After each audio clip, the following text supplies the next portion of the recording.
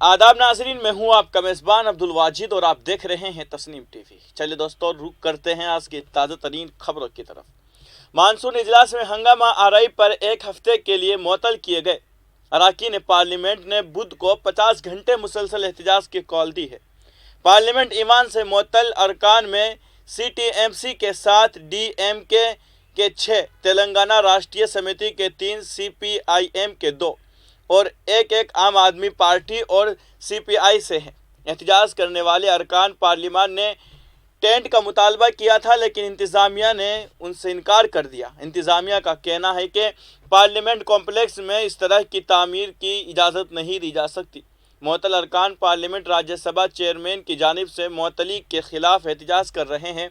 इन अरकान के एहतजाज करने के लिए रोस्टर तैयार किया गया है। उसके तहत अरकान बारी बारी धरना दे रहे हैं। एहतजाज करने वाले अरकान पार्लियामेंट ने बुध की रात पार्लियामेंट के इहाते में खुले आसमान तले रात गुजार दी। वाज़ेह रहे कि पीर और मंगल को ईवान में हंगामा आरई पर 20 अरकान पार्लियामेंट को मुअत्तल कर दिया गया है।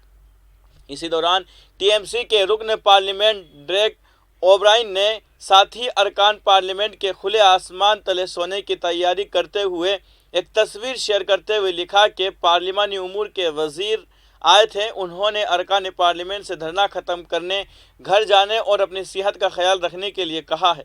उन्होंने अपोजिशन अरकान से कहा है कि वो घर जाएं और सुबह दोबारा आ जाएं। डेरेक ओब्रायन ने मज़ीद लिखा कि मंत्री जी, हम ठीक हैं, आप घर पर अच्छी तरह सोएं। इसके अलावा कांग्रेस के सीनियर लीडर जयराम रमेश भी अरकान पार्लियामान के एहतजाजी मकाम पर पहुंचे। उन्होंने बताया कि उनकी पार्टी भी इसमें हिस्सा ले रही है। उन्होंने ट्वीट किया कि कांग्रेस, DMK, TMC, CPM और AAP की अरकान असम्बली 50 घंटे का धरना दे रही है। ये अरकान पार्लियामेंट महंगाई, GST पर बहस के मुतालबे पर अपनी मुअत्तली के लिए एहतजाज कर रहे हैं। अब रुक करते हैं अगली खबर की तरफ। अब भारत के 10 शहरों की सड़कों और गलियों की हकीकी तस्वीर गूगल मैप पर देखी जा सकती है। टेक्नोलॉजी कंपनी ने इसके लिए 2 मकामी कैंपों के साथ शराकत दारी की है।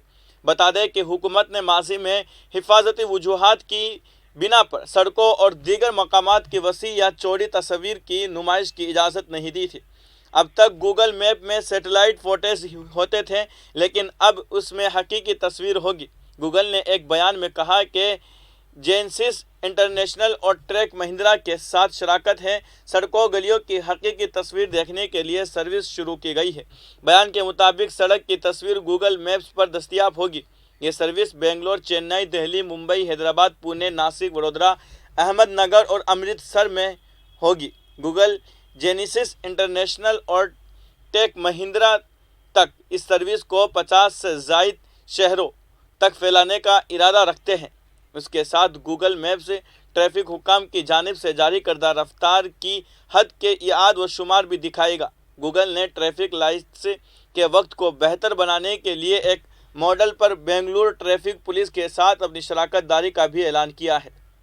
बयान में कहा गया है कि यह मकामी ट्रैफिक अथॉरिटी को बड़े चौराहों पर सड़क की भीड़ को मुनज़्ज़म करने में मदद कर रहा है। इस निज़ाम को पूरे शहर तक बढ़ाया जाएगा। गूगल मकामी ट्रैफिक हुक्काम के साथ शराकत में कोलकाता और हैदराबाद तक भी तोसी करेगा। उसके अलावा आलमी कंपनी ने हवा के मेयार के बारे में मालूमात फराहम करने के लिए central pollution control board CPCB के साथ मुआहदा करने का भी ऐलान किया है। अब रुक करते हैं अगली खबर की तरफ। पीपल्स डेमोक्रेटिक पार्टी आज 23वें यौम तासीस मना रही है। श्रीनगर, अनंतनाग और बारामूला समेत वादी के मुख्तलिफ इलाकों में पार्टी ने बड़े पैमाने पर तकरीबात का एहतमाम किया है। श्रीनगर की तकरीब में PDP सदर महबूबा मुफ्ती और साबिक वज़ीर नईम अख्तर और दीगर PDP रहनुमाओं ने शिरकत की है। PDP सदर महबूबा मुफ्ती ने यौम तासीस से खिताब करते हुए कहा कि उनके दौर इक़्तिदार में उन्होंने 12,000 नौजवानों के मुकदमे कल अदम कराए, लेकिन आज देखिए हमारे नौजवान बैरूनी रियासतों की जेलों में कैद हैं और उनके अहल खाना को उनके मुताल्लिक़ कोई जानकारी नहीं है कि उनके बच्चे कहाँ हैं। उन्होंने कहा है कि उनके दौर हुकूमत में जब मुफ्ती सईद वज़ीर आला थे, उस दौरान अलहदगी पसंदों ने मरकज़ी सरकार से बातचीत की। कैदियों को रिहा किया गया, जिससे कश्मीर में अमन बहाल हुआ और लोगों को राहत मिली। हमारे इक़्तिदार के दौरान तामीर व तरक्की बड़ी पैमाने पर हुए हैं। پوٹا قانون کو ختم کیا گیا۔ مفتی سعید کے اقتدار کے دوران بھارت اور پاکستان نے مسئلہ کشمیر پر مذاکرات کا سلسلہ شروع کیا تھا۔ سن 2014 میں ہم نے بی جے پی کے ساتھ مخلوط سرکار اس لیے بنائی کیونکہ مفتی سعید چاہتے تھے کہ بی جے پی پر دفعہ 370 کی منسوخی پر لگام لگے۔ محبوبہ مفتی نے اپنے خطاب میں کہا کہ مجھے اس وقت کرسی کی تمنا نہیں ہے، نہ اس سے قبل تھی۔ انہوں نے کہا کہ ان 2 برس کے اقتدار کے دوران پتھر بازی شروع ہوئی اور اس کے باوجود بھی انہوں نے بی جے پی اور دیگر بڑے لیڈران کا وفد کشمیر لایا تاکہ وہ عوام اور علیحدگی پسند رہنماؤں کے ساتھ مذاکرات کریں، لیکن علیحدگی پسندوں نے ان کے خط کا جواب نہیں دیا۔ علیحدگی پسندوں کے ٹھکرانے کے باوجود بھی یہ وفد ان کے دروازے پر گئے، لیکن انہوں نے دروازہ نہیں کھولا۔ انہوں نے 12,000 نوجوانوں کے مقدمے کالعدم کرائے، لیکن آج دیکھیے ہمارے نوجوان بیرونی ریاستوں کی جیلوں میں قید ہے اور ان کی اہل خانہ کو ان کے متعلق کوئی جانکاری نہیں ہے کہ ان کے بچے کہاں ہیں۔ اب رخ کرتے ہیں اگلی خبر کی طرف۔ سن 1947 میں تقسیم ہند کے دوران جدا ہونے والے بہن بھائی راکھی کے تہوار سے عین قبل ملے ہیں۔ آپ کو بتاتے چلے کہ پاکستان کے سکینہ بی بی اور لدھیانہ کے گاؤں جسوال سوڈن کے رہنے والے گرمیل سنگھ گریوال تقسیم ہند کے کئی سال بعد ملے ہیں۔ یہ دونوں آن لائن ملے ہیں۔ بھارت کی تقسیم کے وقت دونوں بہن بھائی جدا ہو گئے تھے۔ گرمیل سنگھ اپنے خاندان سے الگ ہو کر بھارت میں رہنے لگے تھے، جبکہ ان کی بہن سکینہ اپنے خاندان کے ساتھ پاکستان چلی گئی تھی۔ اس دوران گرمیل سنگھ کی پرورش پنجاب میں ایک سکھ خاندان نے کی تھی۔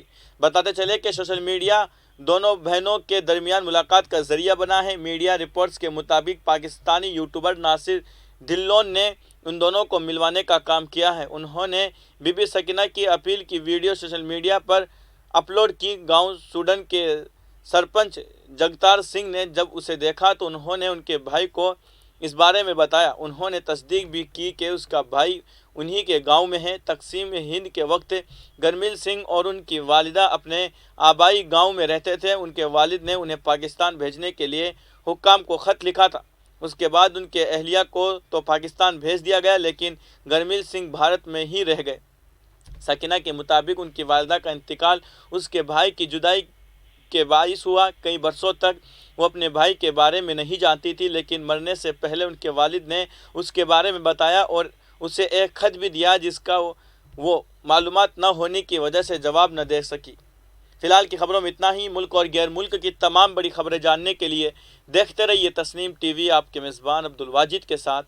اللہ حافظ۔